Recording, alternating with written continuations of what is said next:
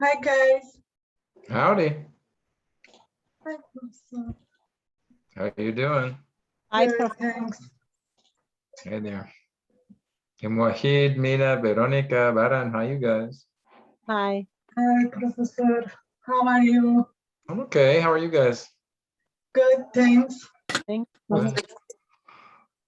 you. I'm good. I'm tired. I'm week 10 tired. I know everybody's tired. Oh, yeah.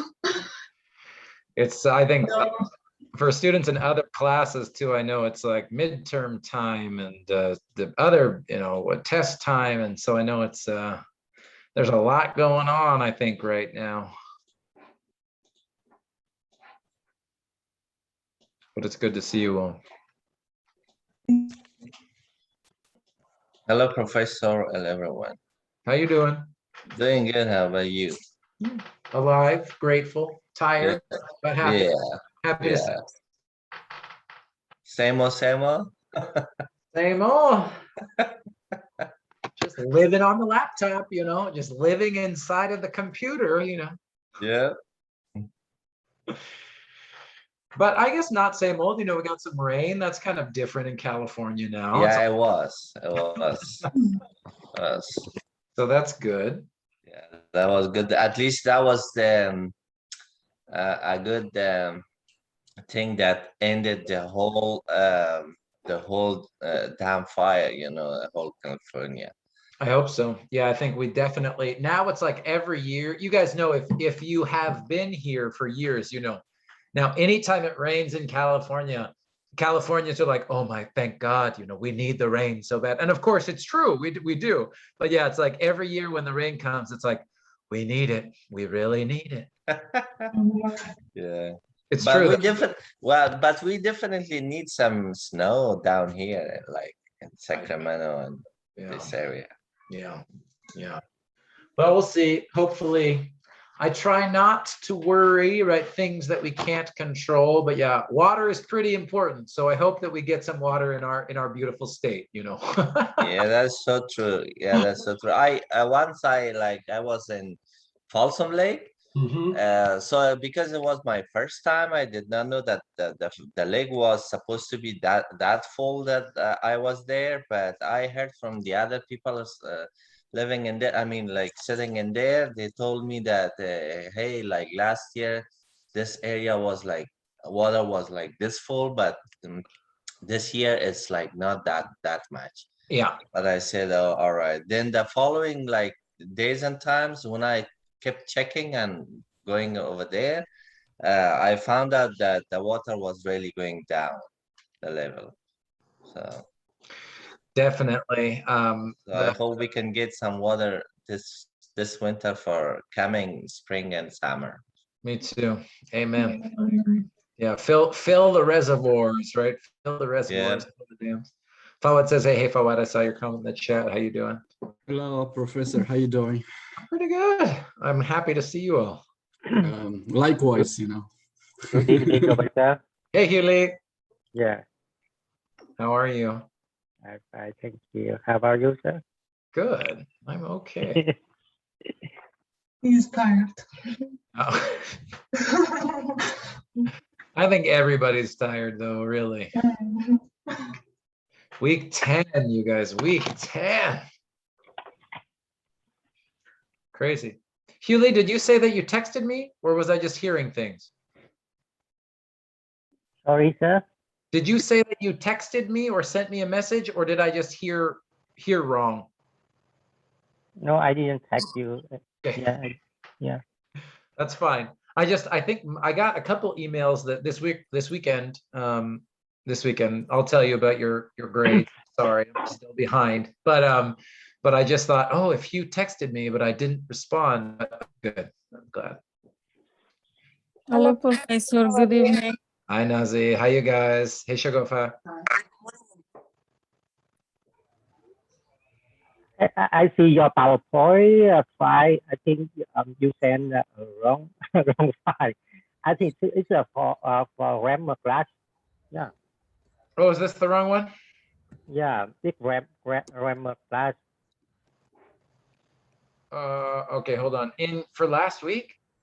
Last week, yeah. Oh no, I'm telling you guys, my brain this weekend I was not the smartest version of myself. Oh, hold on one second. Oh, I'm so sorry if that's true.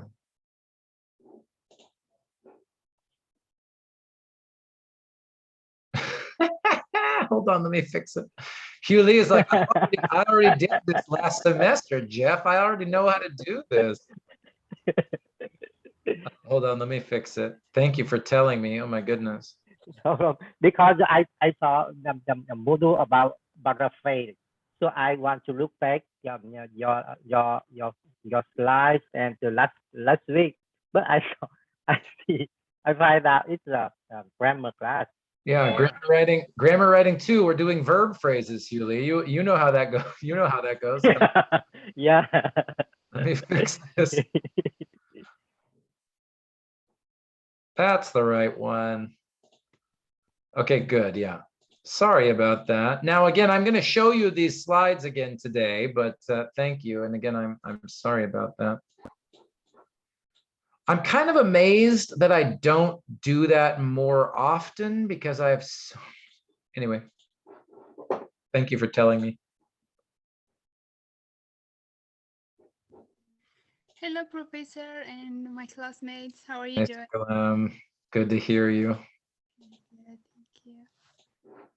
Oh, are you gonna fix it? Yeah, Huli just told me. I saw too, yeah. Oh my goodness. Again, thank you for telling me. I really appreciate it, both you guys. Thank you.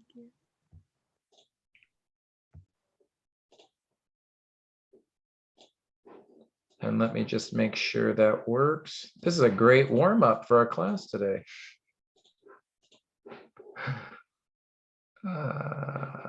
Student view.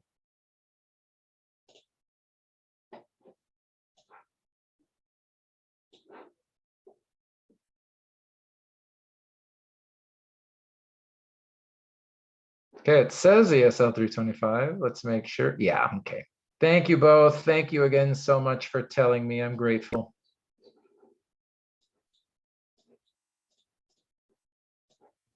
And you can definitely, if you notice that and you want to, you can text me and just say, you know, Jeff, fix it. I mean, like, if you have time, I will definitely fix it. You don't have to wait if you don't want to.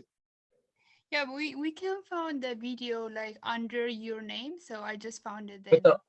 okay, good. But the link, even the link was wrong. Oh my God, I was a mess, you guys. What is going on? Let me fix this too real quick. Yeah, that's true. Thank you. I think you're right, Circle M. I know that you guys can find, you know, I don't even know how many videos I have now, but lots and lots and lots. And I see Zohra came in and Vanessa came in. Hi, you guys.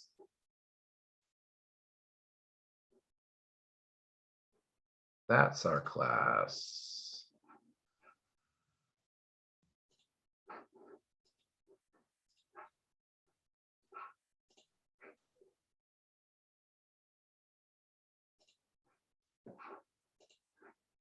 Zohra says hi in the chat. Hi there, Zohra.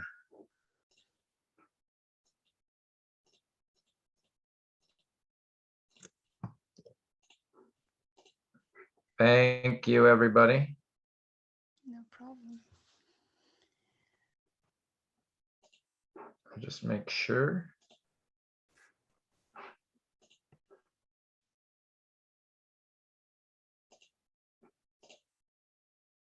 Yeah, okay, great. Perfect. Thank you, thank you. Let's see, did I miss anybody coming in? Katara's coming in. Shakila, hey, I saw Shakila came in too, but she got to change her name. Hi, Professor. How are you? I'm doing pretty good. Razia says hi in the chat. Hey, Razia. And Katara's here too. I think I said hi to everybody else. And here comes Sandy. Professor. Hi there. And here comes Sandy, and then we'll get started. So again, if you're just coming in or you are watching on the recording, hello.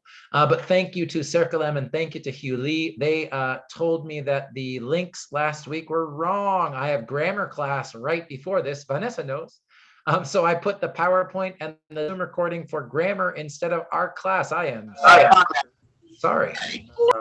I am so sorry, but they are fixed now. So the last week's PowerPoint is there now, and last week's Zoom recording is there now as well. So again, thank you for helping me fix that, you guys. All right, I'll get started for today. So today is week 10, Tuesday, October 26th, 2021. Here we are. We're getting there. We're getting there, you guys. So today I've got a quick announcement that I want to share with you first, and then I want to add something. We're going to continue to talk about paraphrasing and summarizing, and then I'm going to introduce hyperfocus. So we're not going to start looking at the book today, but I'm going to introduce it because we're going to start reading it this week, or I'm going to assign it this week. So that's what we're doing today. More reading strategies with paraphrasing, and especially reading strategies for nonfiction college level writing, and I'm going to introduce the book.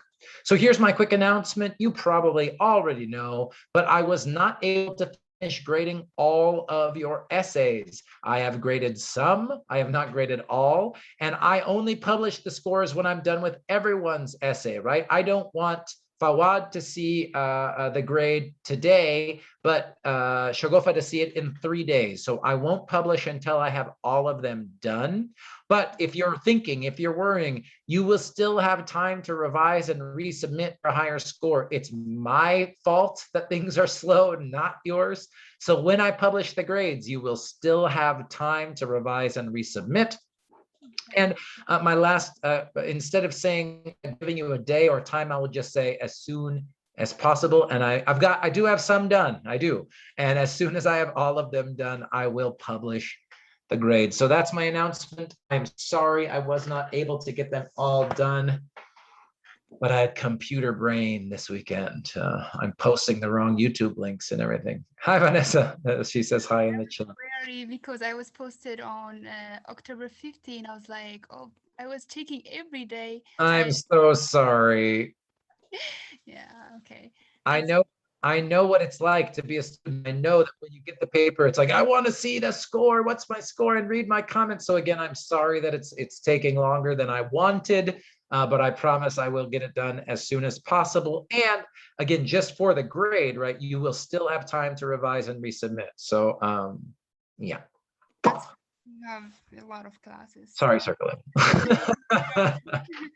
Thank you. Thank you. Yes, Fawad has a little yellow hand. What's up? Yes, I know you're so busy, but I wanted you, if you could check that assignment. You know, I know we made some mistakes, but if you correct the mistakes, we learn more. Oh, of course I will. That's what I was saying. So my goal, I think I said last week, I want to have everything done in 1 week, but that's what I'm saying. I did not finish all of your essays. As soon as they are all done, I will open the scores. You'll see your grade, you'll see my feedback, you'll see my ideas for revision and resubmission. And of course, after you see your grade, if you want to come talk to me, work with me one-on-one, I would love that too. So absolutely, yes, Fawad, you will. Definitely, I will disturb you, Professor. Please, yeah, it's not, not disturbing. It's my job. It's my job. Any other questions about this? No more. Thank you. Yeah, so again, say sorry and thank you. It's okay. All right. So like I said, today's class really is I'll do my quick review of paraphrasing and summarizing because I know I introduced it at the end of last class. But after I show you these things, we're really going to practice them. And then we're going to practice them to get ready for hyperfocus, right? It's time. We're going to start reading the book and bring it to class next week and be ready because we're going to start looking at it. So just remember here, paraphrasing, and I'm going to do this much shorter because now that I fixed the link, thank you, Circlin, thank you, Julie, you can go back and watch the end of class last week where I spend much more time. But paraphrasing is, right, same ideas, different words. Paraphrasing is the same length as the original text. Paraphrasing is specific. You should include everything. And paraphrasing clarifies or explains. Summarizing is main ideas only in your own words. Summaries are shorter than the original. So if you're summarizing a page, your summary is a half a page. If you're summarizing half a page, your summary is a quarter of a page. If you're summarizing 2 sentences, your summary is 1 sentence. A summary is selective. That just means it doesn't include everything. And instead of explaining in detail, like a paraphrase, a summary condenses, right? It takes a bunch of ideas and condenses them into the 1 or 2 most important ideas. And remember, when do we paraphrase? When the original text is important, but you don't want to use the exact same words, or when you've already quoted too much. Maybe you have a long quote that's 2 or 3 sentences, and you can't just have a whole page of your essay that's a quote. So you need to paraphrase, and you don't need to worry about length. And the how is really what we're going to be focused on today as we practice our reading strategy. Because remember, for both paraphrasing and summarizing, this starts with your reading skills, right? So if you're going to paraphrase, you need to understand every word of the text you're paraphrasing. And to do that, you use any and all reading strategies as necessary. And then follow the organization of the text, use synonyms, edit for sentence structure. Today, though, we're really going to focus on summarizing first, paraphrasing in the next couple of weeks here, but I wanted to introduce both of them to you as soon as possible. So how do we paraphrase, or excuse me, how do we summarize something? So again, when do you want to summarize? You summarize when you want to emphasize the main idea, when you want to give a short overview, big picture of the original text, and you're summarizing when you are not giving your own opinion. And this is important, and that's why I'll say it 2 or 3 or 4 more times.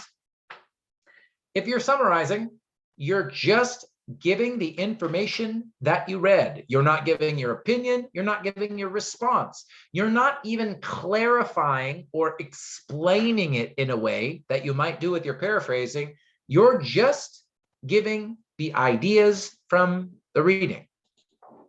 Now, how do we do this? Again, spotlight on our reading here. So in order to do this, how, you've got to understand the main idea of the text that you are summarizing.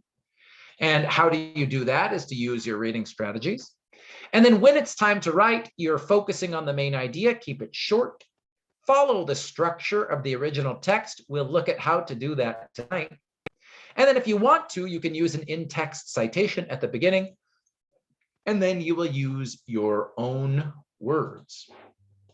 Okay, now I know we did this very quickly, and last week we were tired. We were talking about some stuff in detail. Do we have general questions about paraphrasing and summarizing? Because I'm about to introduce this new reading strategy, and then we're going to practice summarizing. So before we do that, though, any sort of big picture questions about these slides here, since we didn't have time at the end of last week? Hello, Professor. I'm sorry for being late 10 minutes. There's some problem with my Zoom. I cannot able to log in, so I'm so sorry. I just missed 10 minutes, but I will watch the recording for sure, Professor.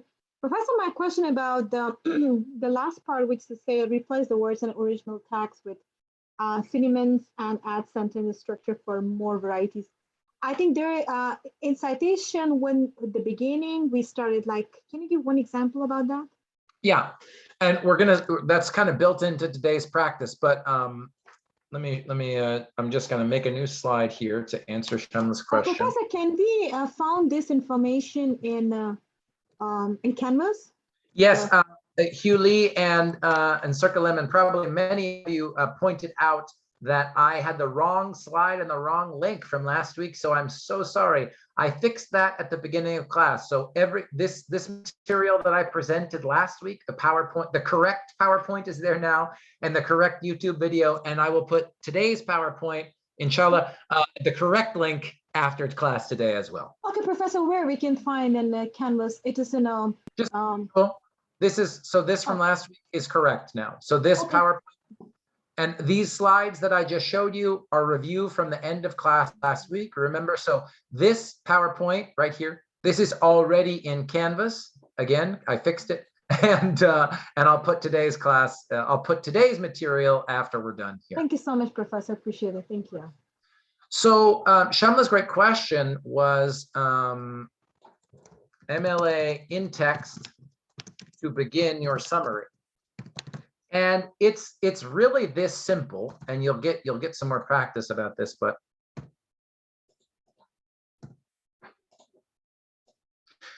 for example, the article that we're going to look at today and practice our reading strategy in, it's here, and I'll put the link in the chat for you as well. But remember, for in-text citation, usually all that we need is the author's last name and page number.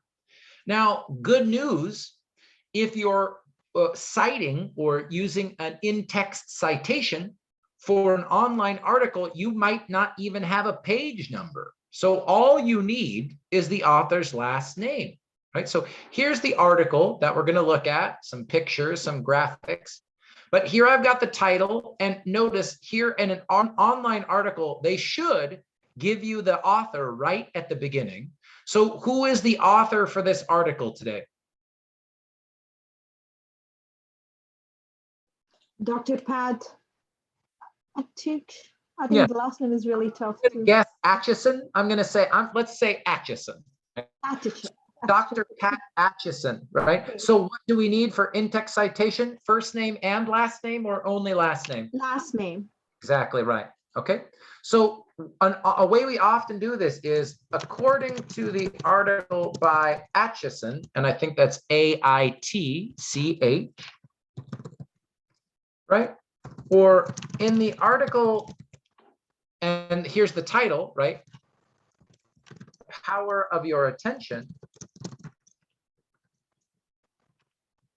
Atchison argues whatever, and then your summary.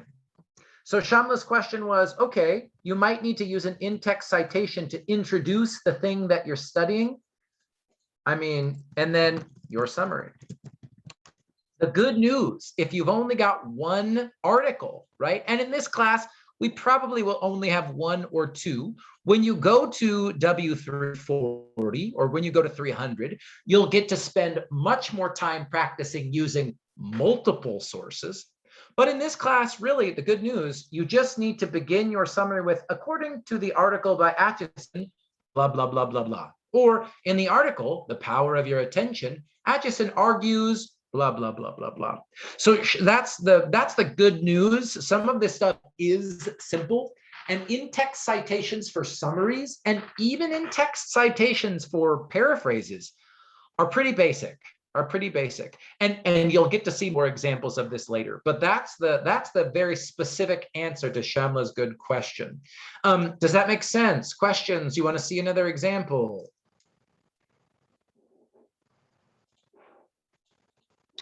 And this is what we're focused on today, right? So you'll get much more practice with introducing MLA, but this is how you'd introduce it, Shamla. This is the way of saying to the reader, hey, I'm going to summarize something. It wasn't my idea. I'm going to tell you where it came from, but then you just get to write in your own words, okay?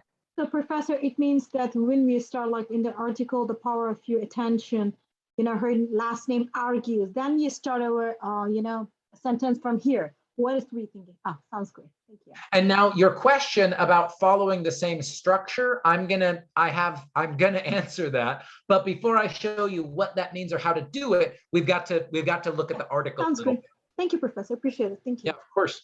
Anybody else? Big picture questions about summarizing or paraphrasing before we practice a little bit?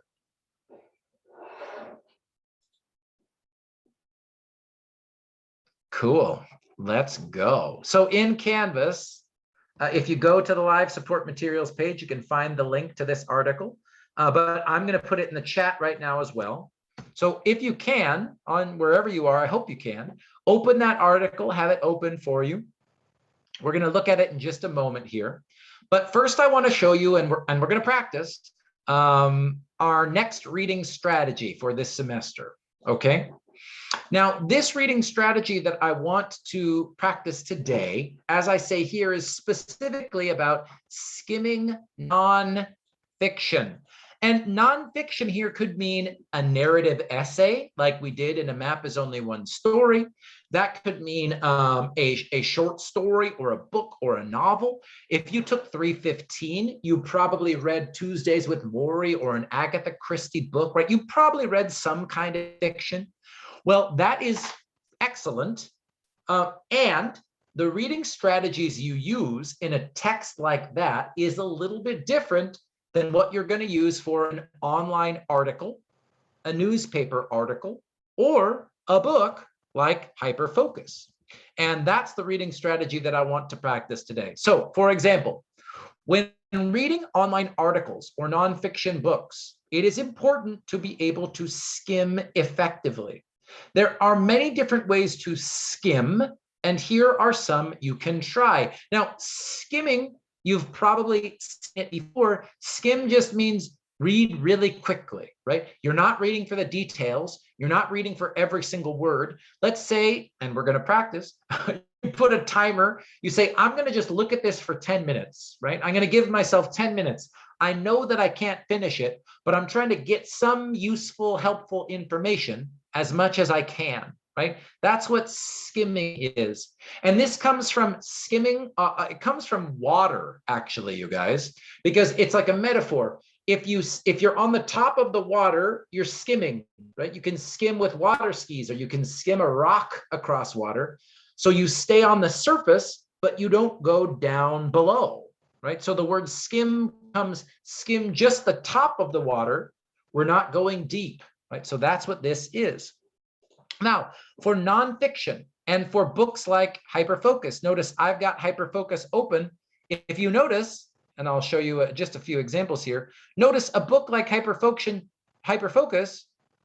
I'm sorry, you guys, I'm jumping around. You've got these section breaks, right? You've got 3 little dots, okay? There's a break there. Or even if we look at chapter 0.5, notice I've got a header and a list. I've got a little shadow box. I've got another header, number 2 and 3, right? And if we look at this article here that we're going to practice today, The Power of Attention, notice I've got a big headline here.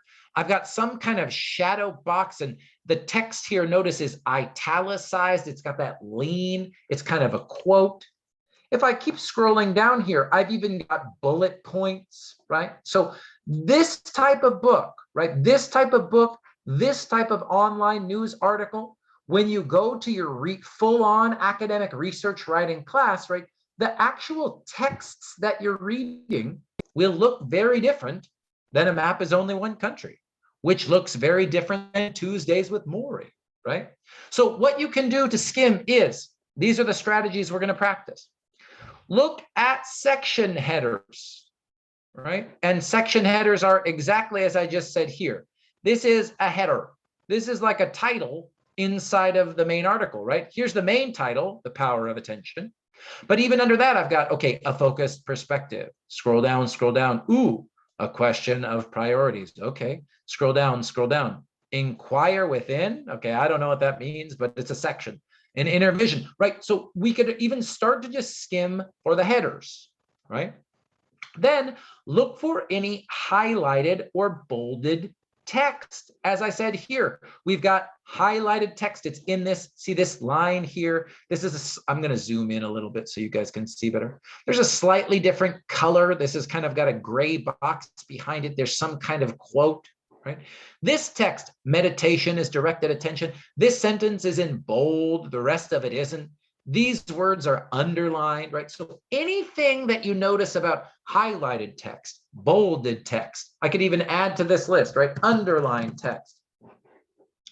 In an article like this, in a book like Hyperfocus, these are big clues that the author is sort of saying, like, here's some specific information that I want to emphasize, or I want to, put it in bold. It almost looks like a vocabulary word or a key word, right?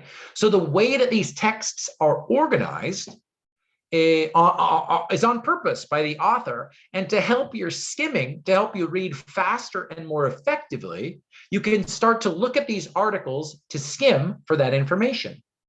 Also look for bullet points or lists, and look for charts and graphs or any other data visualization, right? So for example, if I go back into Hyperfocus, you're going to see as you go through the book, especially starting in chapter 1, hold on one second, notice, so when I say look for charts and graphs and tables, right? Here I've got a table that says 4 types of tasks. So if the author is choosing to put one of these graphics, one of these images on the page, even here, right? It's a big clue, again, saying, hey, I'm trying to give you some kind of visual representation of this idea. And what I'm trying to emphasize for you all today is, if the author is going to give you a visual representation of that idea, it's probably a pretty important idea, right? So even if you skim and you're like, well, I don't know what attentional space is, that's what's on this page, right? I don't know what that is. But in this reading strategy, hopefully you're going to start to develop the habit of thinking, ooh, okay, I see there's an image here. I see there's a graphic. I see the words attentional space. I have no idea what that is, but I do know it's going to be important, right? So when I read, I should look for what that is, right? I can focus my attention on anything that's connected to some of these charts and graphs, right? Or as I see here on the slide, charts, graphs, any other visualization, bullet points, highlighted texts, and section headers, right? Now let me show you this second slide. So once you've skimmed these unique parts of the reading, you can begin a sort of summary of what you have already read. Then you can start reading the article more slowly and more carefully.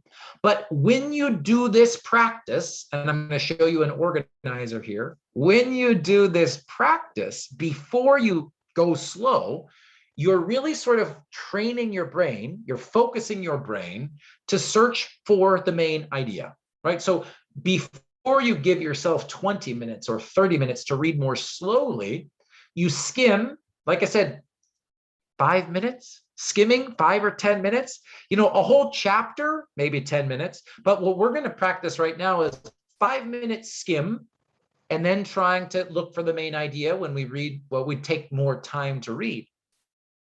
But if you give yourself that 5 minutes to skim, you're focusing your brain to search for the main idea, so that when you do the reading with more time and a little more slowly, you actually are going to remember the main idea.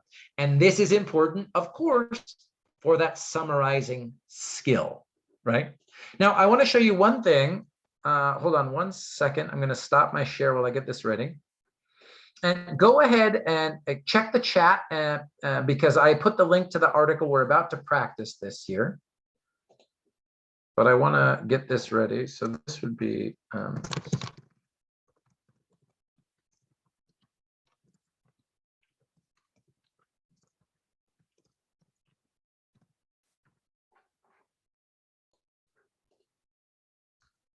and yeah, okay. Yeah, Professor, I try. Yes, it works. I opened Good. You got the link? Yes. Perfect. And same thing. So anybody else, please make sure you can open that link, get it ready, because we're going to practice here in just a moment. And we're going to talk about this article. And this article is getting us ready for hyperfocus as well. Mm-hmm.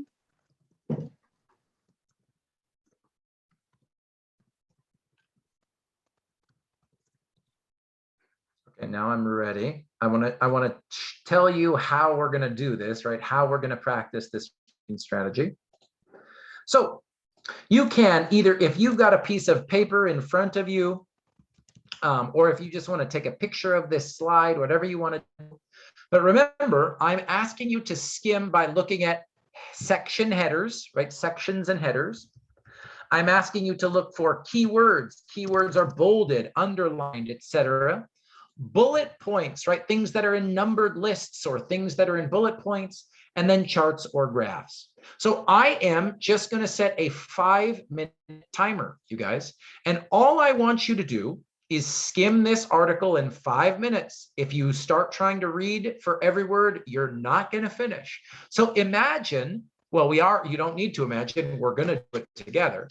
But on your own, how would you fill this in, right? For example, just so that what I'm asking you to do is clear here, right? So if I say, okay, when you're skimming, I want you to notice the sections and the headers. What's the first header, the first section that we see here? What do we notice? What's the first one? A focus perspective. So all you do is you could just write that down.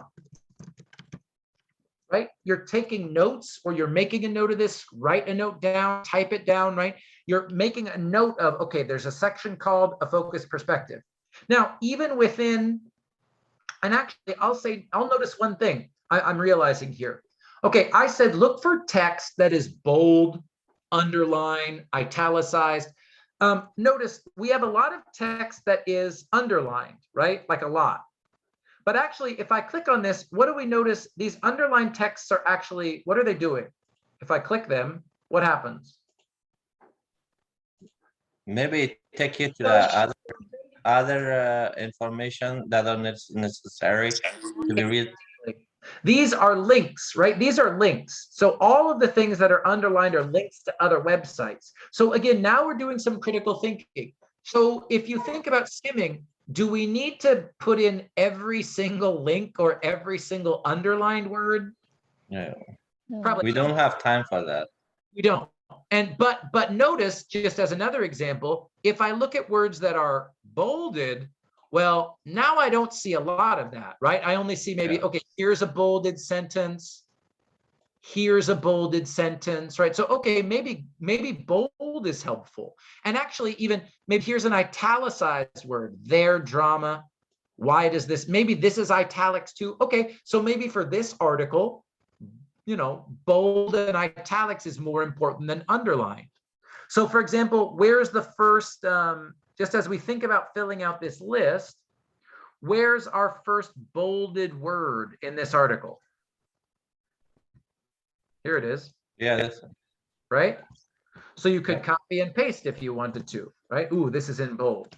And then I've got a list of bullet points, right? So maybe you copy and paste this, maybe you just summarize, but there's definitely some information about bullet points, right? And I'll help you do the first one. This last, do we have any charts or graphs in this article? Charts or graphs as I scroll up here? Maybe in one of those links. Yeah, maybe in a link, but yeah, I think you're right, Fawad. But even just in this article on this page, any graphs or charts or anything visual? Let's see. I don't think so. No, I don't see anything. Yeah. So again, even what we just did, I mean, this is a version of skimming, right? But what I want you to do is I'm going to set a 5-minute timer. Imagine that we're going to fill in these sections, right? These ways to organize your skimming. And I want you to give you 5 minutes and think about how would you fill in this slide and what information can we put in here, okay? Take a picture, write it down, do whatever you need to do. And let me make sure I have time for questions. Does everybody understand what I'm asking you to do here? Yes, sir. Fawad says yes. All right, so I'm going to put the article up on the screen. Hopefully you all have it on your page as well. And then I'm going to go to YouTube to set a 5-minute timer. So what we're doing here is practicing very quick skimming, right? Very, very quick skimming. All right, so we'll see you in 5 minutes and be ready to talk about what you noticed to fill in. Actually, I'm going to leave this slide up. I think that's a better way to do it. I'll leave this slide up and be ready to talk to me in about 5 minutes about your skim. All right.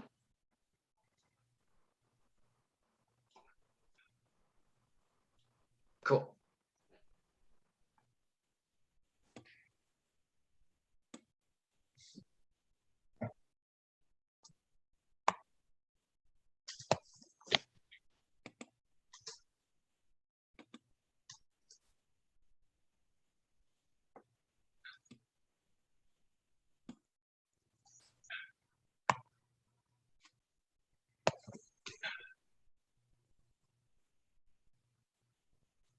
Give me, Danny.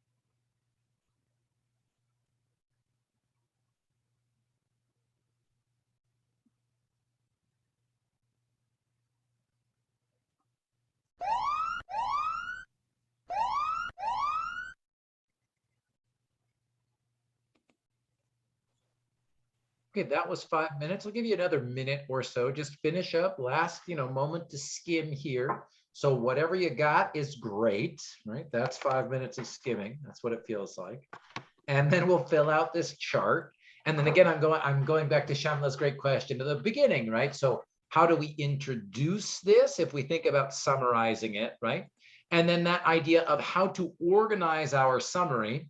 This is exactly what we're going to practice, right? This reading strategy that we're practicing today, of course, really is just to help you get ready to paraphrase or summarize, right? That's the whole goal for everything we're doing.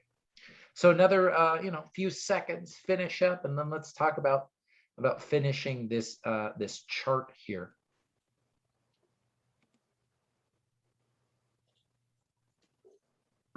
Professor, I'm sorry, I was logged out and I don't know what to do with this one. I don't know what's wrong with my Zoom, so automatically I was logged out. So I just log in, but I just hear so I will just watch again the recording. Sorry for that. I'm sorry you're having internet. I know how frustrating that is. I had some of that, a couple of Yes, weeks ago. Professor. Thank you. But there's the article, the link to the article in the chat Yes. again, if you want to open it. All right, so let's start again. If you're looking at things, especially, well, I'll say in this class, sections and headers are your best friend for when you're skimming, right? So we're always going to start with section and headers because they're like road signs, right? They're like a stop sign. They're like a yield sign.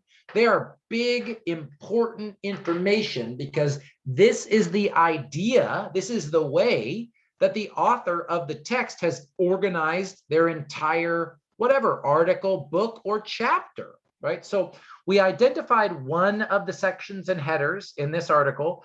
Did we have any other sections and headers? And if so, what were they? You can unmute yourself or put it in the chat. What do we have after a focused perspective? A question of priorities. Thank you. The third one, acquire waiting. Good. The fourth one, an inner vision. Good. Cannot this. The fifth one, what are you looking at? Good. Does everyone agree? Yeah. Yes. Good. And I missed number 3. Let me make sure I get that one. A focused perspective, a question of priorities. And number 3, inquire within.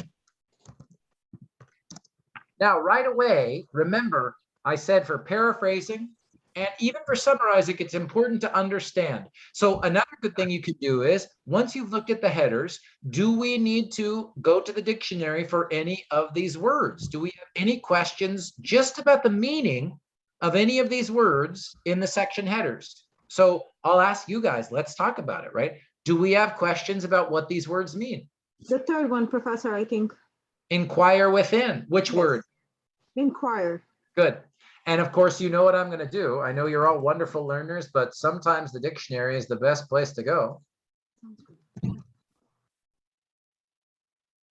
My internet might be slow. Forgive me. Inquire.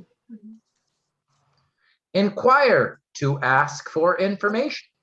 When I inquired, they told me she was not here. Or I called to inquire about the schedule, right? So if inquire means to ask for information, what do we think it means when I see inquire within? What does that mean?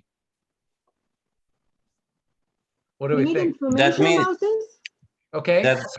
that means ask the information within the article. Good. I love it. Wahid is saying maybe ask within the article, or what else could it mean? Within who or within what? We'll see. We'll see. We'll see. We'll see. But at least already we looked up the meaning of the word inquire. It means to look up information. And now we're thinking, okay, when I look at that section, that header, I should think, okay, ask information where? Ask information who, right? Ask information how. Already that's helping us. Any other vocab questions for sections and headers? Equivalent. Good. No. Do we have equivalent? Oh, let's wait for keywords in a second, Fawad. Let's wait for keywords in a second. First, I Okay. wanted to stick with sections and headers, right? Okay. Sections and headers. Professor, I think number two and number two. Priorities, No, very no, priority. No, the priority is good. Yeah, I think it's easier. priorities are good. Yeah. Because you can bet, right? You can be sure if there's a word in these headers that this is an important idea. So again, if you're skimming, you see the sections and headers and you don't know one of the vocab words, look that word up right away. Don't worry about, you know, starting to try and read the whole chapter. You can get all this information from skimming and reading quickly, right? So a focused perspective, a question of priorities, inquire within, an inner vision. What are you looking at? Also notice things that I'm seeing right away, within and inner. So I'm just noticing, okay, there's that word in, there's something about inner vision, looking within. Okay, I don't know what that is yet, but there's something already that these two sections have in common, right? Any other ideas or thoughts about these sections and headers? Because next we'll look at keywords. Great. Okay, now did we see things that are bold, things that are underlined, things that are in italics? We'll look at the bullet points next, but let's just go section by section. So a focused perspective. Do I have any underlined? Oh, well, I know we have the underlined, excuse me. Yes. Do Yes, I have? Professor, we have a lot of underlines. Yes. So let's not, like I said, maybe this I said when you were out, Shamla. We looked at this a little bit and said, you know what? All the underlined words in this article are actually links to other articles. So we don't need to try and copy and paste every underlined word. There's too many, right? That's not special enough information. Okay. But do we have anything in bold, anything in italics here? Yes, Yes, we do have. What do we've got? In just this section, just this first section, anything here? And No, I think the second section we have it. every second you are left, it's in bold. And also we are like a gardener with this is italic. Yeah, we're going to look at the italics. You're right. The quote is in italics. So I think Yes. Fawad is correct, right? If you see the header, Yes. and then you see this kind of this special box, this special text, we get this quote, we're like a gardener with a hose and our attention is water. We can water flowers or we can water weeds. Okay, the author started this section with a quote. The author put this quote in italics. Okay, so that's probably some important and useful information. So we can sort of make a note of that. And let's keep going. I don't see in this paragraph, nothing is in bold, right? This is normal text and underlined. We said these are links. We don't need to copy every single link. So this is just regular text. And notice, by the way, I'm saying this versus this is bold, right? This text is bold. It's darker and thicker and bigger. But I think I heard Shakila or someone say, so nothing in this paragraph, everything is just regular text. Nothing here, lots of links, lots of underlined, nothing here. But notice, even more important is what the tennis player doesn't respond to. And here the author chooses, right? He chooses to make this italics. Okay, well, again, we're just skimming. I'm just going to look at that and take a note of it. If you have your paper book with you, you guys, when you're reading Hyperfocus, I'm going to make this shorter so we can all see it. You could underline or circle that word. I mean, you could do anything you want to draw attention to that. Here, because I'm on the computer, I'm just going to copy and paste it. And then I think that's it for this section, right? Those are the only words that we have in italics under a focused perspective. So do we have any bullet points in this section? Yes, we do have. Second. In this article we do, Fawad, but in just this header, this section, and I No. Right, we don't have any bullet points here, right? No. So again, we could just make a note of this if we're using my sort of rule here. NA, not applicable, no bullet points here. Right, so already, now we're going to kind of practice. This might feel a little bit crazy, right? Because we haven't even read the article, right? You haven't even read the article. But if this is why this reading strategy is so helpful. If you just look at this, okay, this section is called a focused perspective. And then I just look at the words that are bolded or in italics and read them. We're like a gardener with a hose and our attention is water. We can water flowers or we can water weeds. Even more important is what the tennis player doesn't respond to. Now we can kind of make some guesses, like what do we think this section, just this section, is about? What are some ideas we imagine that we're going to read about?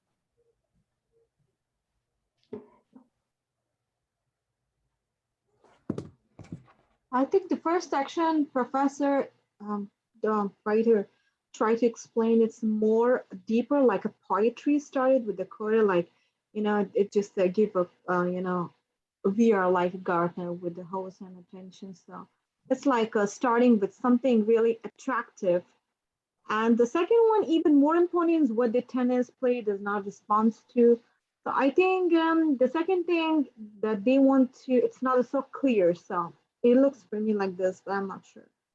Shamla is correct that the author begins with this quote, and this quote is a metaphor, right? This is not an article about gardening. It's not an article about growing food in your backyard. But that metaphor is, what's the other part of that metaphor, Shamla, or anybody? We're like a gardener with a hose, and our what? Our what is our what? Our attention is water. So what are we going to guess? Like if this person has this quote, what are we going to read about? If we're not reading about gardening, what are we going to read about?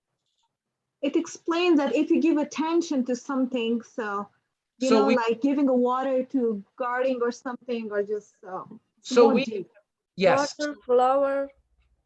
So we can imagine, right, just from this beginning, that the author is going to talk about attention, right? The author's also, we could imagine the author's going to talk about focus, right? Or here we have the word respond, right? But I've got a focused perspective. Okay, perspective means my point of view, right? What I see, what I look at. Focused means a specific point of view, right? And then we get this quote about we are like a gardener and our attention is our water. Okay, so we've got this thing about attention, we've got this thing about focus, we've got this thing about perspective, and then we've got this idea of, okay, well, it's even more important what you don't respond to. So, okay, we water flowers, we water weeds. Do we want to water flowers or do we want to water weeds, right? Of course, flowers. Well, we hope. This is exactly, now I know you guys don't know what this article is about yet. That's fine. But hopefully by doing this activity together, you start to see if I skim, and when I skim, I'm looking for section headers, headlines, bold words, italic words. Before I even start to read the whole article, start at the beginning and go to the end, I can getting my brain ready for what the main ideas might be, right? So that's what we just did for the first one. Let's do this for the same thing for the second one. A question of priorities. Well, just like this section we looked at, we start with another italics quote, right? Like Fawad pointed out for the first section, the ability to focus attention on important things is a defining characteristic of intelligence. Okay, notice again, what word do I see here for the second time? Attention. That's exactly right. So notice again, even just from skimming, choice to direct your attention to completing jobs first. Yeah. Yes, I think Baran, are you giving us one of the are you giving us some quotes or italics? Where are you in the article, Baran? This is about Dana choice. I think a question of priorities. Yeah, Yeah. the keywords. Yes, good. A question of priorities. So that's our header. You've got the quote. We've also got some bold word here's. We've also got some bold words in bold. Prioritization is attention. Yeah. Right, so this word's in bold. Procrastination is misdirected attention. do I have any other words in italics or bold in this section? I think they're the bold. Professor, we can Yeah, use choose the the, yeah, here, choose the direct your Yep. attention. I saw Baran was giving me this one, and then what else, Shamna? Professor, we can saw there's also you know, dots, like 4 dots, and they give explanation. So can we? That's where we're going next here, right, Shamna? Okay, For okay. Yeah. points. Yeah, go ahead, please. So what do we, now, this is up to you guys, right? So when you see these bullet points and lists and you're practicing this reading strategy, you can, if you're on your computer, you could copy and paste, or this is the invitation I have for you. You can sort of start to summarize. Instead of summarizing every word in this sentence, tell me, what is in this list? Let's look at it together here. So it says procrastination is misdirected attention. You know what you need to do, but bypass it in favor of something you don't need to do. There's a better way. Stop your displacement activity. Put your phone in the other room. Make a list of things you must do on paper. So what are all these things? Why is the author giving us this list? Like what is this a list of what? I think important tensions that you just focus on important things. Good, and keep talking. These are specific things that a person can do, right? Specific things a person can do, but to do what? Why would a person do these things, Sandy? To ignore like unimportant things. Ooh, okay, so Shamla's saying maybe this is a list of things to ignore. And even if we go back to these words in bold here, right? This bullet point is to prevent or to stop what? Misdirection attention. Exactly right. So you could copy and paste these bullet points if you guys wanted, but you could just take a note. There is a list of ways to avoid procrastination. Professor, what's the meaning of procrastination? Oh, I'm glad that we asked. So if we don't know, we should definitely look at procrastination. This is a word everybody knows. Except mine. This is our life as students and teachers and human beings. Oh, Procrastinate. to be slow late about doing something that should be done. Yes. To delay. To delay something until a later time because you don't want to do it. Now, sometime in hyperfocus, we're going to have this debate. Okay, is procrastination always being lazy? We can have a fight about that. But it means, for example, he procrastinated and missed the submission deadline. He told her to stop procrastinating and get to work. Right? So if we look at it this way, okay, this list, this bullet point list is ways to stop procrastination. That means how to stop delaying, how to stop waiting. So the first one, right? Stop your displacement, stop your procrastination activity. And notice what's the first suggestion? Put your phone in another room. That's perfect. Get that? So again, now we're gonna look at this in more time, but remember, I hope that you can see this example, right? So one way to practice your skimming is you could start to summarize the actual list, or you can just make a note of the information that is in that list, right? So my note here says there is a list of ways to avoid procrastination. That's all you might need to do, right? That's all you might need to say to help you get ready for the main reading later, right?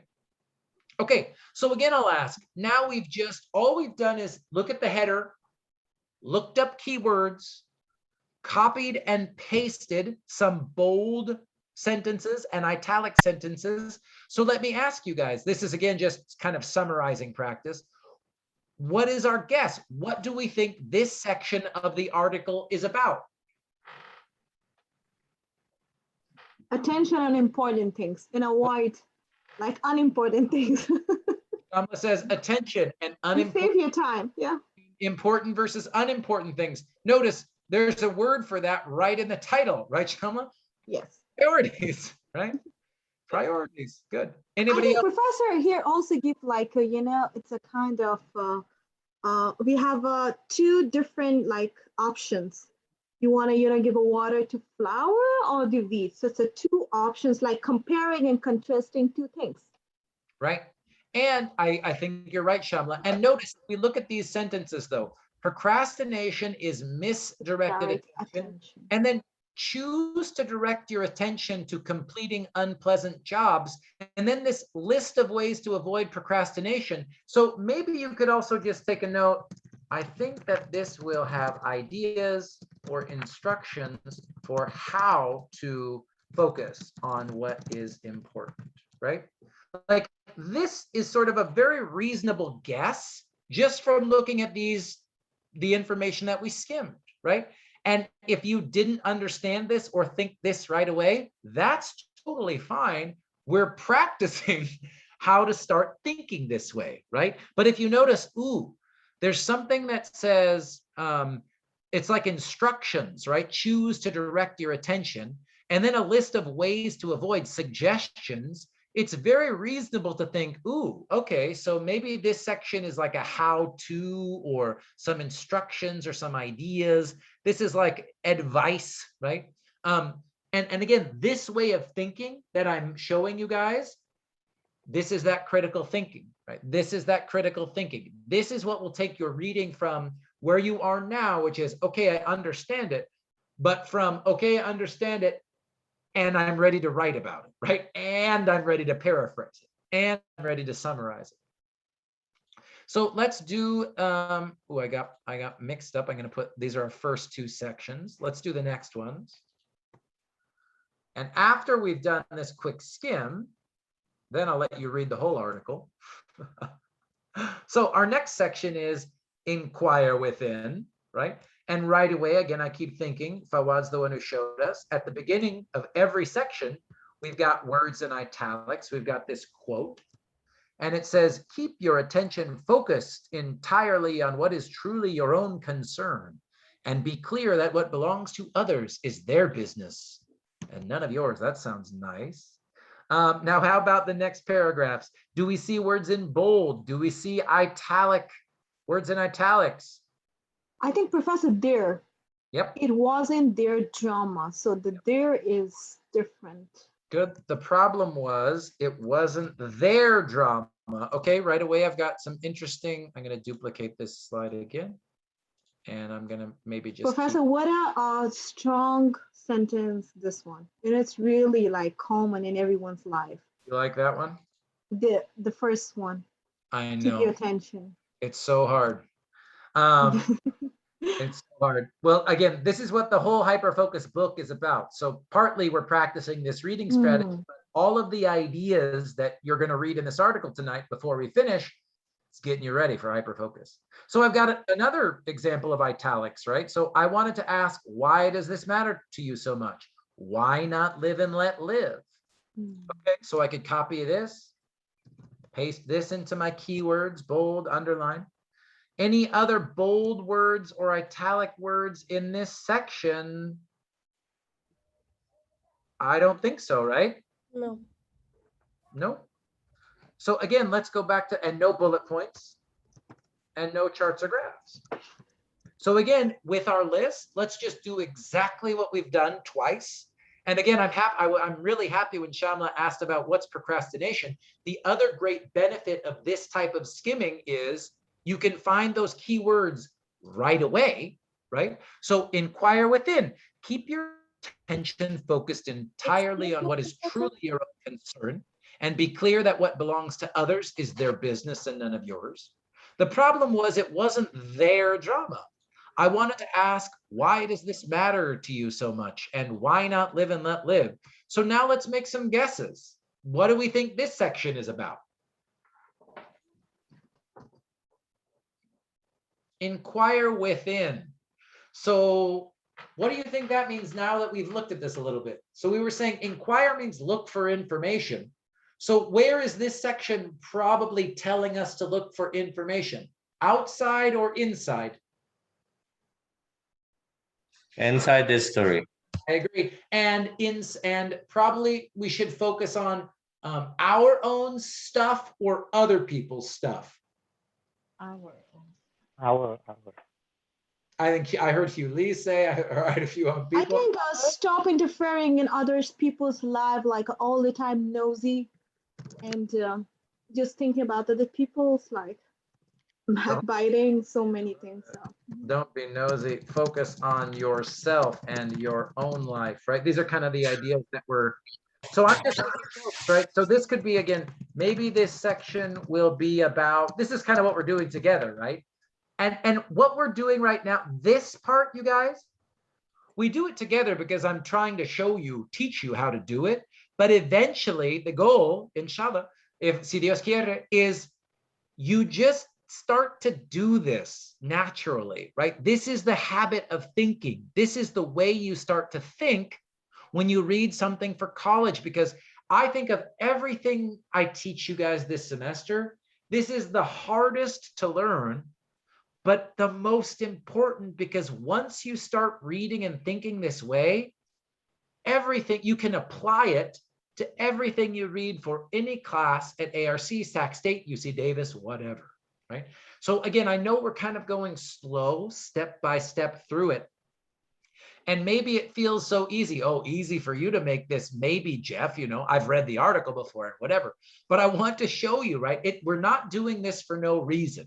It's because when you start to read this way, you're already getting your brain ready to think this way.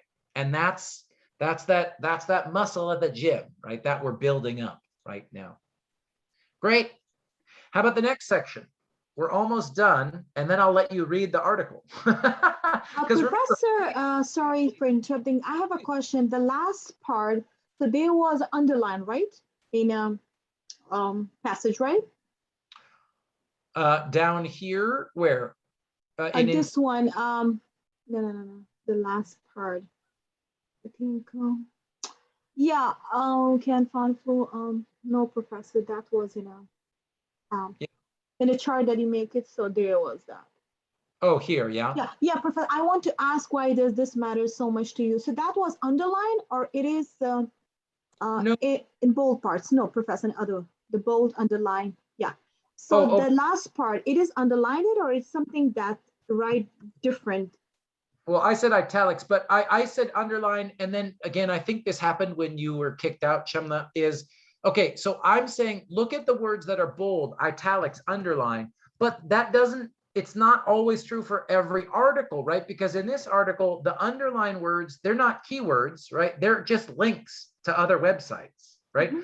But in a different article, or in our, let's see if I can find an underline word in Hyperfocus.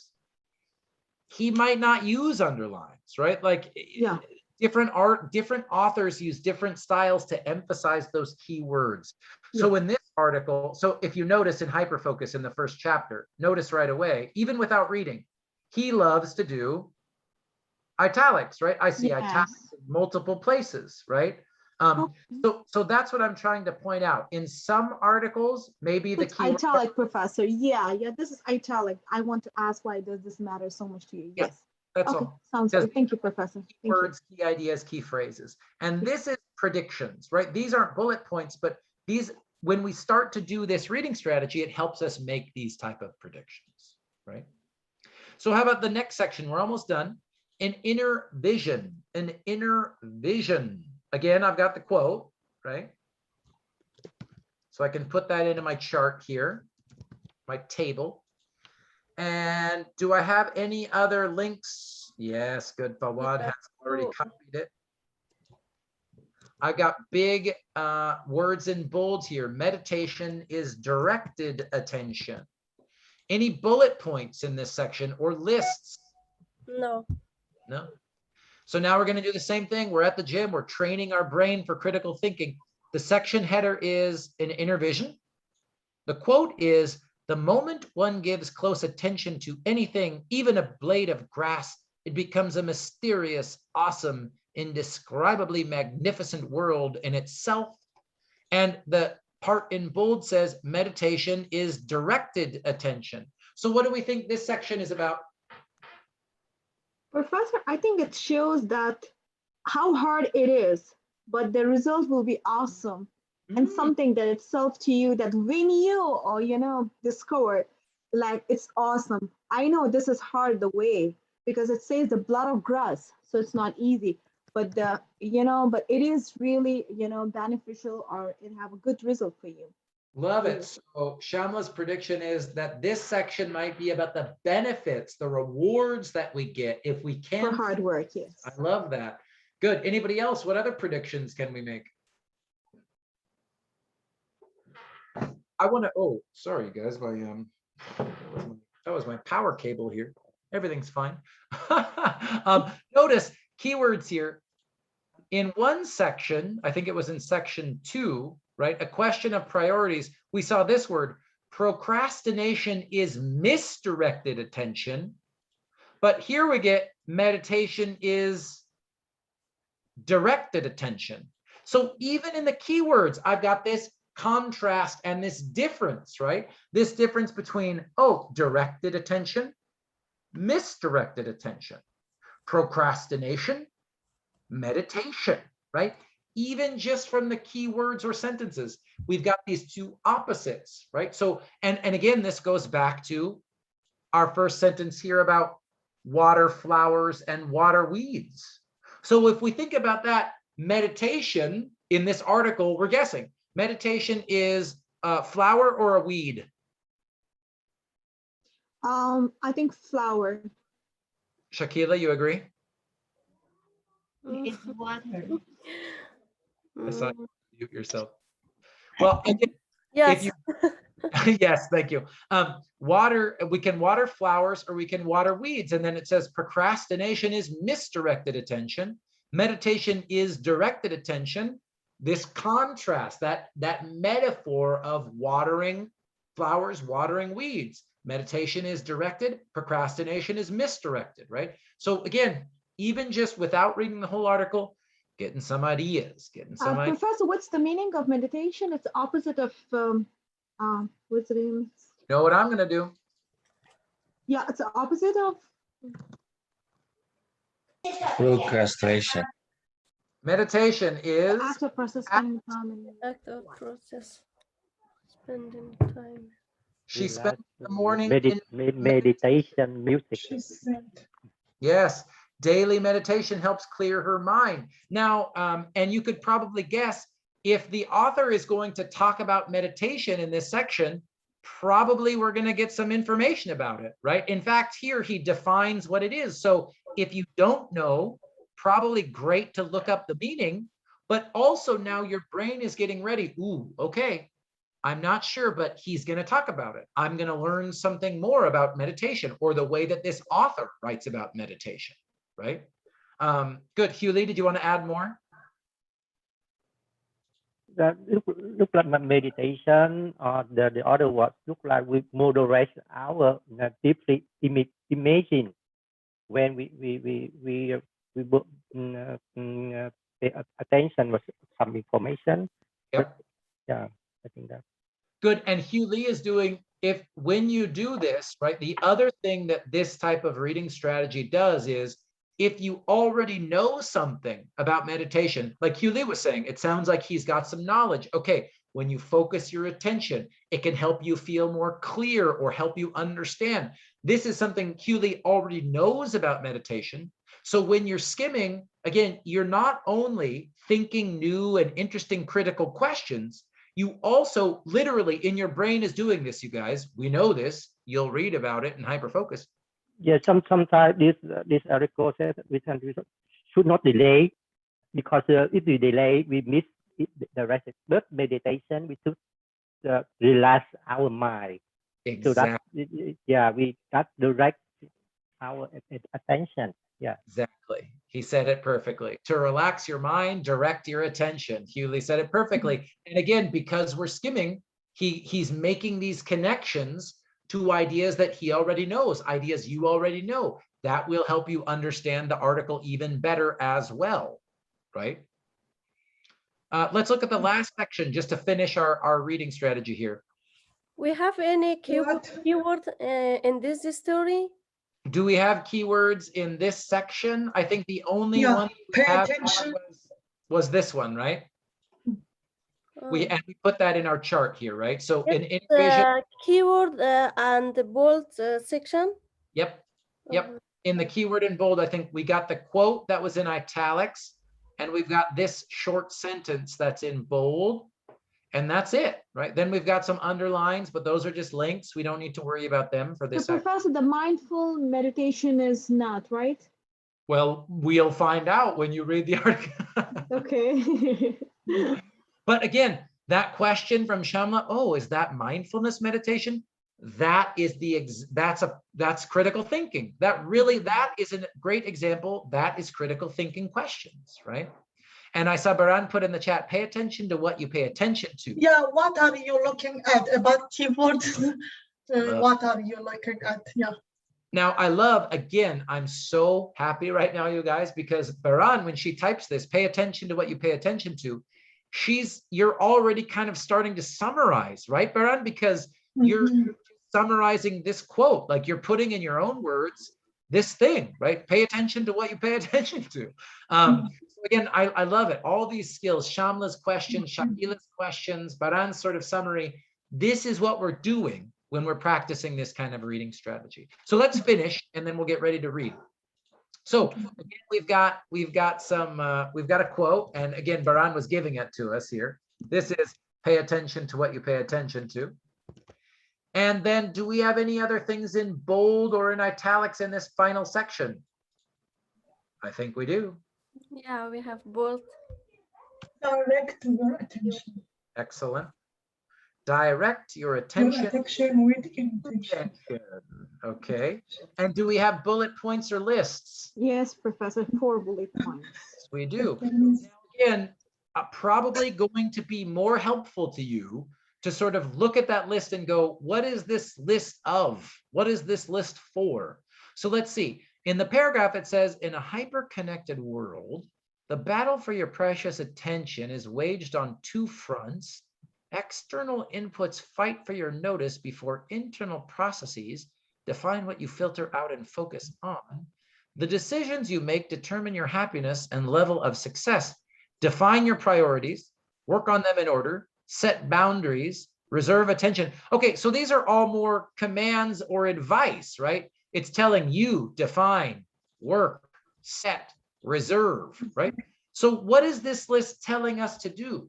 What are these? These are instructions for something. They're instructions for what? For plan, to make a good plan to do something, if you want like specific thing what to do. Okay. Like Good. advise. Good. Anybody else? These are instructions for how to do what? Direct your attention. Of it. How to get things done. Good. Oh, I love Sandy. Sandy says how to get things done for How to be success. Get things done, how to be successful, how to focus your attention. I love it. Good. Anybody else? This is a great list so far. Anybody else? Save your time for precious things. Not waste your time. I love that. Save time. Now, again, maybe all of these are correct. Maybe we'll get some more specific information when we do our full read. Notice that in these 3 slides, if you do this reading strategy, you have a better idea of what you're going to read, and you've kind of got a really basic summary of what's going to happen in the article. And I'm going to ask you to read the full article now, and I'll give you, at 15, 20 minutes here, and we'll read the whole article. But notice when I say on this, I'm so sorry, you guys. When I say on this side, right, mirror the structure of the original text. If I ask you, I'm not going to tonight, don't worry, but if I ask you to write a summary of this article, when I say mirror the structure of the original text is, what I mean in your summary, start with the main idea of a focused perspective, then include information about question of priorities, then inquire within, right? So your structure of your writing for your summary, it will be exactly like this, right? So the more you understand the structure of what you read, how the article, how the chapter is organized, the better prepared you are when it's time to write and organize your own summary, right? So again, I just want to be clear here. When I say mirror the structure, well, when you practice this reading technique, you're focused on the structure. You're noticing the structure. You see the headers and the sections, right? You understand the way that the author presents the information to you in that reading, right? Okay, so next I'm going to give you time to read the full article, and then we're going to talk about it. But do we have any questions? I'm going to give you 15 minutes. I think that's going to be plenty of time since we've spent so long getting ready for it. Do we have questions about what we just practiced together? Fawad, please. Yes, Professor, if we have charts, for example, in this reading section, do we have to put the name of the chart or the graph or anything, or what do we have to do? Yeah, I think you're right. And we're going to practice this next week and the week after in Hyperfocus, because there's lots of great visual data in Hyperfocus. But yeah, you do the same thing that we did for the lists, the bullet point list, Fawad, which is instead of just copying and pasting, you could write something like, there is a chart that shows the percentage of time we waste, or there is a table with information about how long we procrastinate, or there is a visualization of our attention space, right? You just sort of, again, that's a summary. Briefly summarize what information is in that chart, right? It's about trying to understand before you even spend a lot of time reading, okay, what is this chart about? Like, what information will I read in this chart? That's the goal. Great question, Fawad. Thank you so much. Anybody else before we read the article? Yeah, Varane looks nervous or happy. I'm not sure. Good. Yeah, you've got your most helpful. I'm happy, Professor. Of I'm course. not nervous.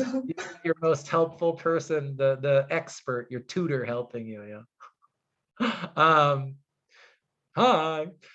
Okay, so I'm going to set a timer 15 minutes. And this time I just want you to read, right? Take your time, go slow. But imagine, right? I'll just tell you the question I'm going to ask you right now is, imagine I'm asking you to summarize this article. How would you do it? Now, I'm not going to make you do it right now, but that's what we're getting ready to do, right? Is imagine I give you 15 minutes and I want you to summarize this whole article. How would you do it, right? So I'm going to put the link back in. We're doing the same article. I promise you're going to understand more now that we did this reading strategy here. But I'm going to set a 15-minute timer, and then we'll be ready to talk about at the very least, what's the main idea of the whole article? That's what I want you to be thinking about when you read this time. Okay? Is this story in our books or not? No, this is not. This is an article that will get you ready for the book. A lot of the ideas that you're reading in this article, you'll get much more information about in the book here, but this is not from the book. We're starting the book next week, Shakila. Okay, thank you. Yep. So 15 minutes to read the article before I start the timer. Any questions? No question.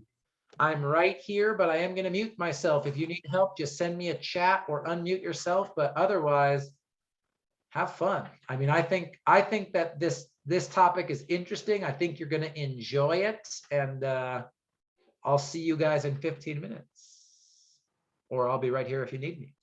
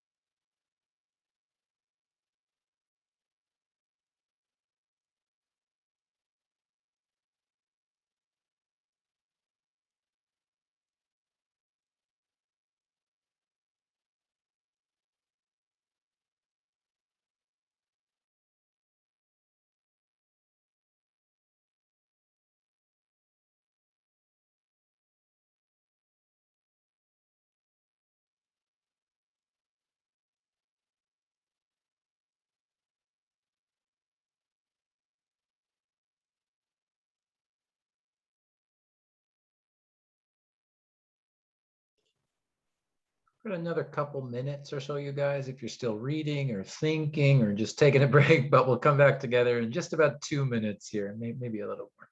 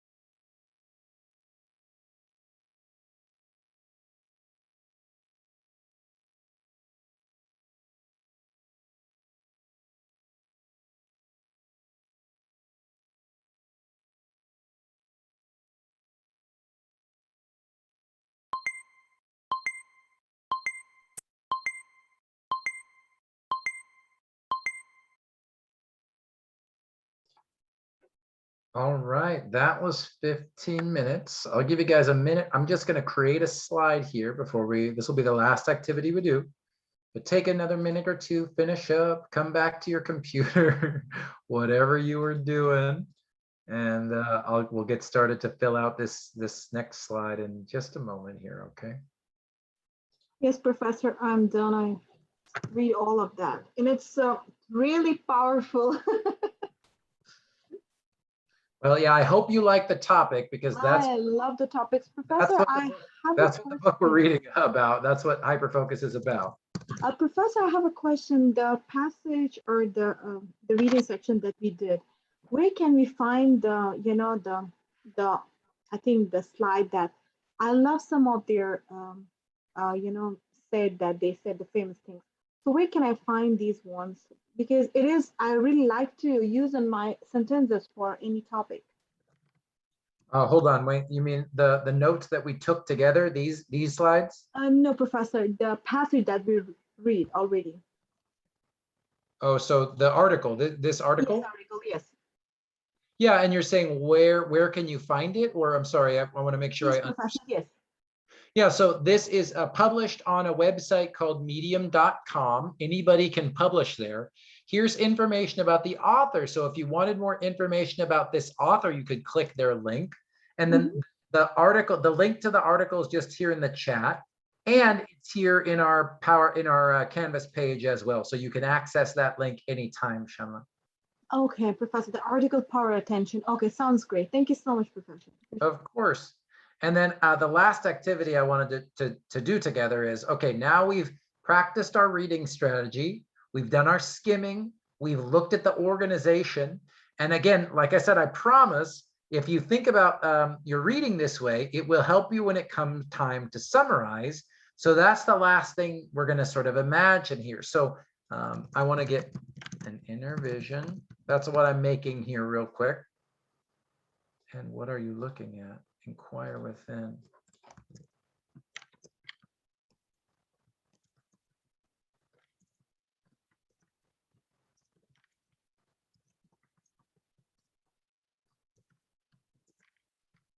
Okay. So hopefully you got to read through the whole article and at least get some basic understanding. But now this is sort of summarizing, right? Basic summary. Very basic. So after you've done your skimming practice, you look for the headers, you look for bold, underlined, italics words, anything that the author is using to give you a big clue about main ideas. You look at lists, you look at headers.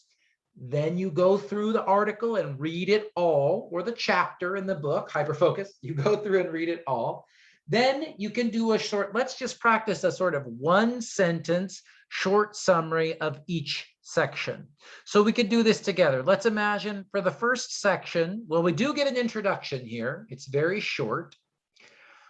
Does someone want to practice either, you could type it or practice speaking in your own words? What's this first section about? The introduction here. It's almost, this article kind of follows a more traditional thesis statement, because if you look at the last section, It's time to pay attention, to pay attention.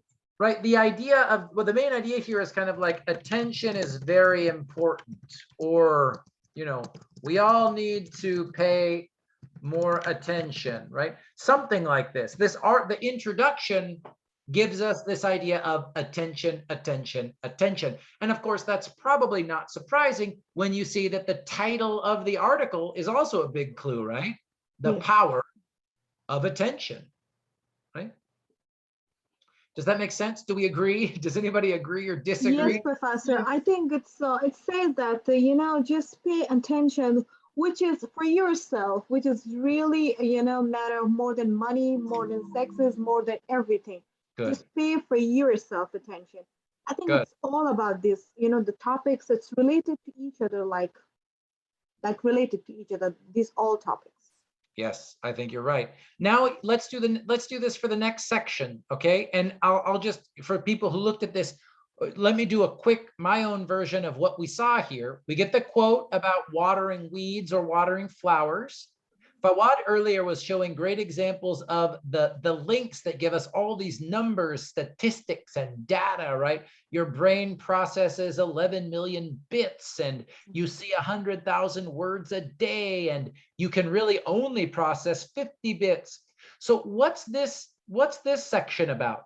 What's going on here? So attention is reliable both to give and to receive. Yeah. I love, you said an important, attention is important to give and receive, or what was your word, Baran?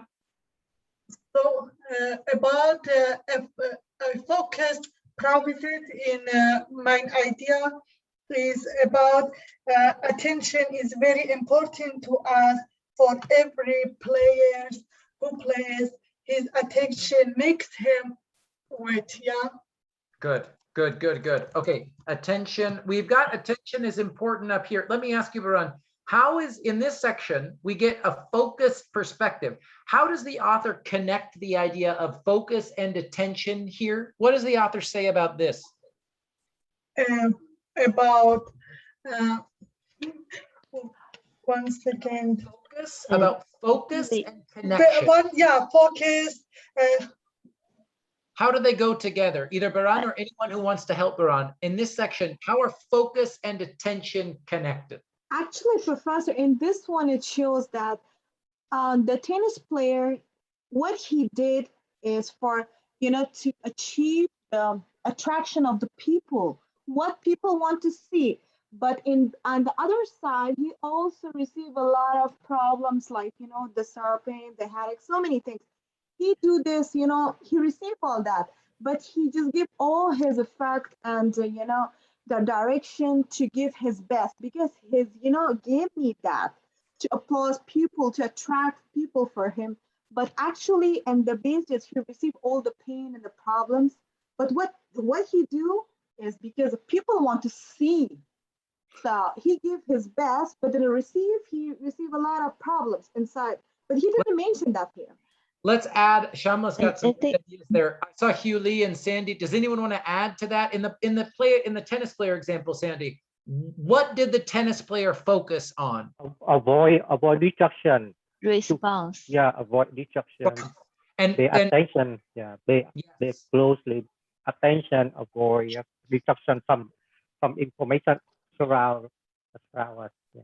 Yes, exactly. And I love the word Sandy said, response, right? So Shamla's right. The tennis player, the crowd, TV cameras, noise, but that's not where the tennis player gave their focus, gave their attention, right? In the way that the author is saying this, the important thing is not only what you do focus on, Yes. you don't focus on. So we could say that there's this idea of where you put your focus is very important for attention.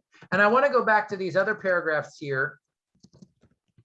If I look at these paragraphs about all the data, all the information, just like there's the tennis ball, the crowd, the noise, the TV cameras. In this section, we get this idea that's very important for humans, right? Is our attention infinite or is it limited? Professor, I think all is explained on the last section. The player pays detailed attention to the inputs that matter in order to play good games. In return, he receives applause, administration, money. So this is something that you do for the pupil, but because they have approved that they can command the attention of others. We do everything. I think my understanding is this session technically explain people's attention is unlimited. They can think many of things, but they also can focus on one thing. If you put your attention focus on one thing, then that is a big power. That's exactly right, Sandy. You said it, right? The idea, there's two important ideas here, right? One is your attention is limited. And in 2021, with phone and internet, children, job, work, everything, you get all this, that's what it says, 100,000 bits of information, right? 100,000 words, 11 million bits, 34 gigabytes worth of information. But like Sandy said, we cannot focus on all of it, right? Our brain, just our brain, we cannot take in all of this information. And the example, Shamla, with the tennis player, it's not about the audience is focused on the tennis player. That doesn't matter. This is sort of saying for the tennis player, imagine the tennis player could, maybe if you are the tennis player, you could be thinking, ooh, everyone's watching me. Ooh, if I win this match, I will win millions of dollars. Ooh, the point is, the author is saying the successful tennis player doesn't focus on that stuff, right? You choose to focus only on the most important thing because people want to see. Yes. Yes, there's always things coming in. And like Sandy said, our attention is limited.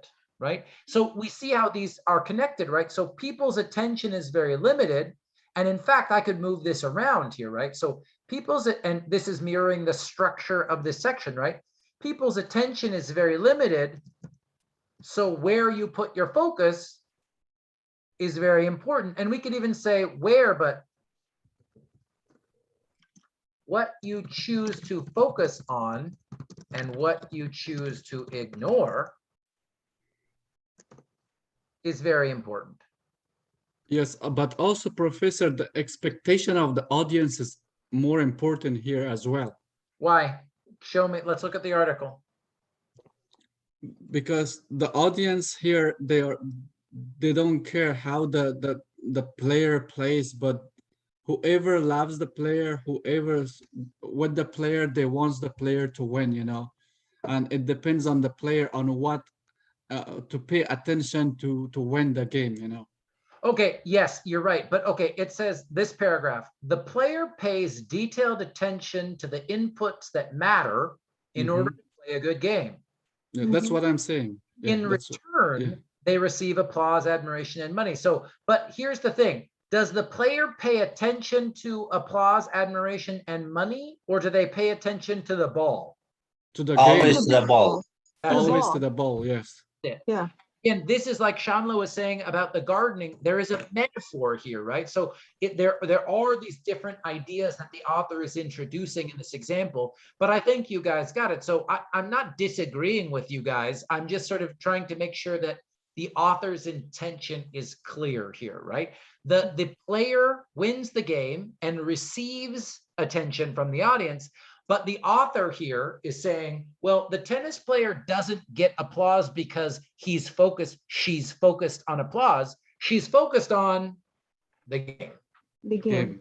Focus on the game. Great. Of course, Professor, when he focus on the game, so it is automatically he receive applause, administration, money, everything, because he play well. So in order he receive everything. Yeah. Zohra asks a great question. Is focusing a deeper stage than attention? Now that is an amazing question, because we do have this focused perspective here. Do we see the word focus in this paragraph? I'm just going to do a word search for it. No, we don't. I'm going to wait to answer that question, Zohra, because it's a great question. I think that focus and attention are connected, but I think that the author is saying that here you need to choose where to focus your attention, because if you don't choose what to focus on, maybe you get distracted and you focus on the crowd instead of the ball. You focus on the TV camera instead of the ball. So I think focus is a part of connection. It's almost like where you point your attention, right? We're running short of time. I hope we'll see if we can finish. Let's do at least one more section. So let's do a short summary sentence for this next section. It's the longest one. A question of priorities. What's going on with this long section in a question of priorities? This one might be harder to summarize because it's the longest, and that's fine. So what's the main idea here?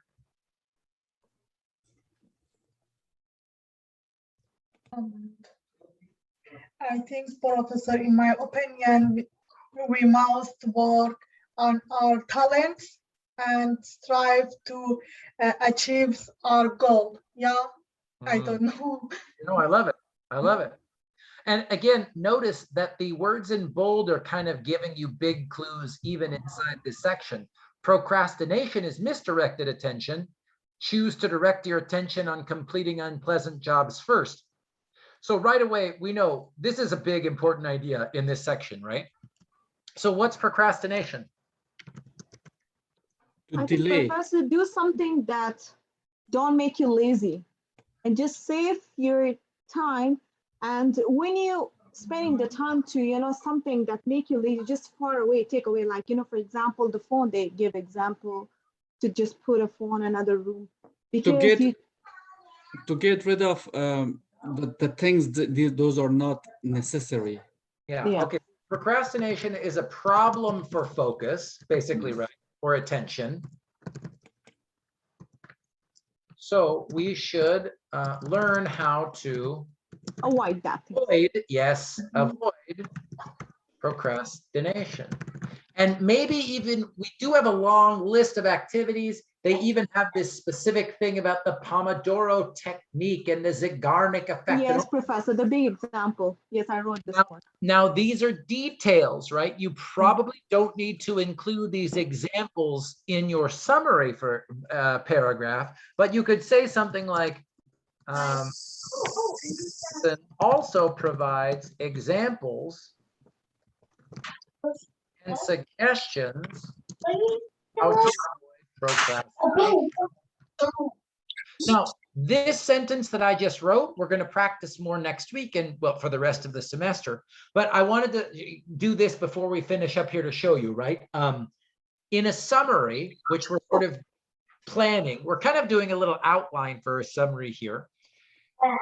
You don't need to include every suggestion that the author has in the article, but you do need to say, oh, the author has a list of suggestions. In a paraphrase, which we'll see in a couple weeks, you can list them all. But in your summary, you do need to have something saying the author gives suggestions. The author gives an idea for how to avoid this procrastination, right? Just an example for you to show you this type of sentence that you'll be writing for the rest of the semester. So, Professor, I have a question. If we add the information or the example from the passage, that's wrong in summary? Yes. Yep, too much detail. And for example, in this article, all that information that we read in the first section here, 11 million bits, 34 gigabytes, 100,000 words, 50 bits. None of this belongs in a summary. This is all details and numbers. None of it belongs in a summary. But we could do some paraphrase over here, right? If you decide to paraphrase, yes, but when what we're going to start to practice here is if I ask you to summarize, I'm going to be looking for specific things. If I ask you to paraphrase, I'll be asking for specific things. But so just to be clear here, dates, data, numbers, you can just see a big warning sign, you guys. Details doesn't belong in a summary, right? So, Professor, can we add specific details like important details, something? No, That's really. I want you to, right now, for this activity, at the end of the semester, I'll show you, we go back and forth, of course, Shamla, but I wanted to be clear here. If I give you a canvas, and in the task I say summarize, I don't want to see dates, I don't want to see numbers. Okay, we're at time, so I want to show you what's in Canvas. And what's new. We're starting hyperfocus. So if you like this topic of attention and focus, you're going to get much more attention. So, I think it's the first 3 chapters. That's pages 1 through 49. And review the reading schedule for hyperfocus. I will show that to you right now. If you go to the home page, you will see a new link where it says here, hyperfocus support page. Click that link. And on the support page, you see the reading schedule. So here is the reading schedule for our book for the next 5 weeks, right? So next Tuesday, I want you to finish 1 through 49. In 2 weeks, 50 through 110, right? So I'm giving you all of the schedule for how and when we will finish this book. So again, I'm not going to put too much reading quizzes unless people fall behind, right? I don't want people to lose points, but I cannot say this enough. I want you all to read the book. Please read the book. Please read the book. And to do this, help you do this, I have got audio recording for me reading the entire book for you. So here where it says audio recording, if you click chapter 0, it will take you to Hyperfocus by Chris Bailey. Chapter 0. Right. So I have got myself reading every single chapter of this book, so I can be there reading it along with you. The other thing that you will see is you can see a little bit about how long it took me to read. Now, it will be slower for you, but if you decide you want to listen along, at least you have some idea of how much time you might need to take for these chapters. And again, one reason I chose this book, it's pages 1 through 49. I know people might be going, oh my God, 48 pages. But this book reads much faster. The sections are shorter. And you see the first chapter is 9 minutes for me to read. Chapter 0.5 is 7 minutes. So I want you to do your best to read as much of the book as you can, as fast as you can. Now, I also have practice paraphrasing and summarizing in Canvas, like I say here, lesson 13 and 14. If you want, I'd say this, if you're thinking I'm worried about time, don't worry about those lessons right now. Read the book and be ready to talk about the book on Tuesday. That is the most important thing, because we're going to use the book to practice summarizing and paraphrasing, just like we did tonight, okay? So again, I'll say it one more time. If we're talking about focus and priority, focus on the book. We can worry about the other lessons when we have more time, but for this week, I'm asking like a true gentleman, focus on the book, focus on the book. So are we going to talk about the 8 like from page 1 up to 49 next week? We will talk about different, I will show you how to practice summarizing and paraphrasing ideas from those different pages. Yeah. Okay, cool. And Mohit, if Mohit or anybody, if you read and you have like the thing that makes this the most fun for me, you guys, is bring your questions, right? We're going to talk about reading strategies and summarizing and paraphrasing. That's what we do for the last half of the semester. But if you have questions like, what is going on this page, or what is this idea I didn't understand, bring those questions, right? Because I would love to talk about what you want to talk about in the book. But if you don't read, then you don't know what you want to talk about. And then I'll just talk about what I want to talk about from the book. So bring your questions, right? Do the reading and then bring your questions. And this is what we're going to do, right? This activity that we did tonight, and practicing connecting critical reading skills to summarizing and paraphrasing. That's the next 2 months, man. That's the skill we get for academic reading and writing. So I think, Professor, to be honest, this the paragraph which you included said that we cannot, if you want, just included information that you don't have to provide the dates, the things. So it looks really critical for me to write about that.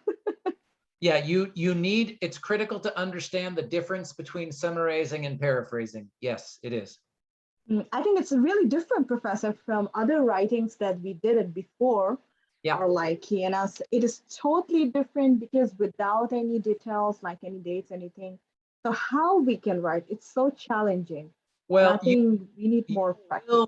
You will give me dates and details. You will in your own academic writing. But what I'm asking you to practice right now is reading nonfiction, right? And then thinking about how to summarize and how to paraphrase that skill. What is a summary and what is a paraphrase? That is why I'm being a little bit strict, right? The summary is not details and examples. The summary is main ideas. A paraphrase is specific details and specific examples, right? And you're right, Shamla, if you're coming from Tuesdays with Maury, this is a very different book. Yes, Professor, I think we need more work and need more concentrate on this one. The rest because of it is not easy. Yeah. the rest of the semester is hyper-focused, so you'll get lots of practice, I promise. Yes, thank you. Yep. I'm going to stop recording, but then I'll say goodbye to you, and I'll be here if you have any questions. Bye. Bye.